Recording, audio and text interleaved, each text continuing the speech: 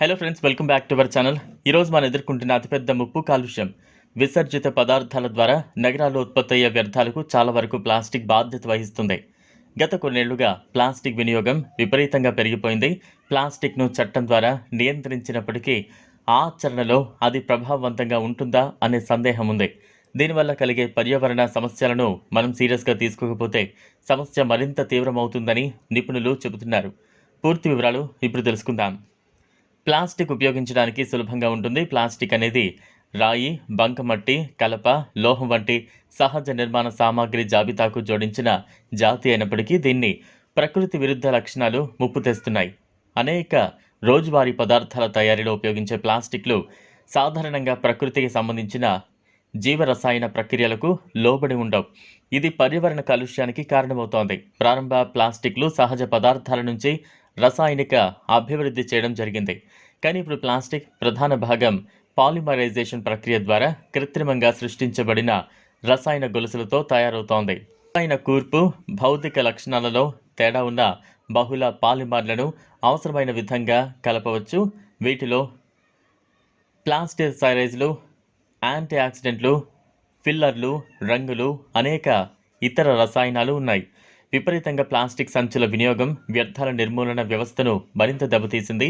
Plastic సంచుల తయారీలో ఉపయోగించే రసాయనాలు మురుగునీటి ప్రవాహాన్ని నిరోధించి భూగర్భ జలాలను కలుషితం చేయడానికి దారితీస్తుంది. ప్లాస్టిక్ సంచులకు బదులు నార, గుడ్డ సంచులు వేయాలి. దానికి ఆర్థిక ప్రోత్సాహకాలు ఇవ్వాలి. కాగితపు సంచులను తయారు చేయడం పరిమిత వృక్ష సంపద నాశనానికి దారితీస్తుంది. సహజ సిద్ధంగా కుళ్ళిపోయే ప్లాస్టిక్ను సేంద్రియ పదార్థంగా అభివృద్ధి చేసేందుకు పరిశోధనలు జరుగుతున్నాయి. సింగిల్ యూజ్డ్ ప్లాస్టిక్ లేదా డిస్పోజబుల్ ప్లాస్టిక్ అనేది డిస్పోజబుల్ ప్లాస్టిక్.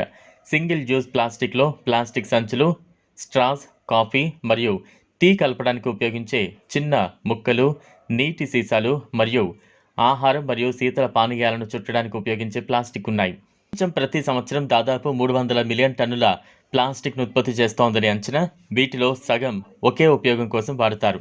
తమిళనాడు, తెలంగాణ, మహారాష్ట్ర, హిమాచల్ ప్రదేశ్లో సింగిల్ యూజ్డ్ ప్లాస్టిక్ వాడకంపై నిషేధం విధించారు. ప్లాస్టిక్ ఆహారంలో కరిగిపోయే రసాయనాలను కలిగి ఉన్నందున ఆహారాన్ని చుట్టడానికి లేదా నిల్వ చేయడానికి ఉపయోగించే ప్లాస్టిక్లను చాలా జాగ్రత్తగా ఎంచుకోవాలి.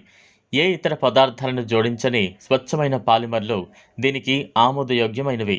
ఇప్పుడు మైక్రోవేవ్ వంట బాగా ప్రాచుర్యం పొందింది. ప్లాస్టిక్ వంట పాత్రలు కూడా పరిశీలనలో ఉన్నాయి. ఫుడ్ గ్రేడ్ ప్లాస్టిక్ల మాదిరిగానే ప్లాస్టిక్లకు ప్యాక్ చేసి హ్యాండిల్ చేయాల్సిన కఠినమైన అవసరాలు ఉన్నాయి. అదనంగా అనేక ఇతర పరిస్థితులు, సిరంజులు, చేతి తొడుగులు, ఇతర పరికరాలు వంటి అనేక రోజువారీ వైద్య వస్తువులకు వర్తిస్తాయి. చుట్టడం, స్వల్పకాలిక నిల్వ కోసం ఉపయోగపడే ఈ ప్యాకేజింగ్ ప్లాస్టిక్ ప్రతులు త్వరలో ట్రాష్ డబ్బాలో పేరుకుపోయాయి. ఇది ఫ్రెండ్స్ ఇవాల్టి వీడియో.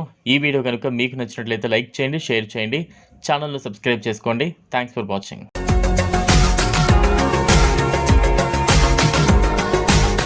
మరిన్ని అప్డేట్స్ కోసం మా ఛానల్ని సబ్స్క్రైబ్ చేయండి.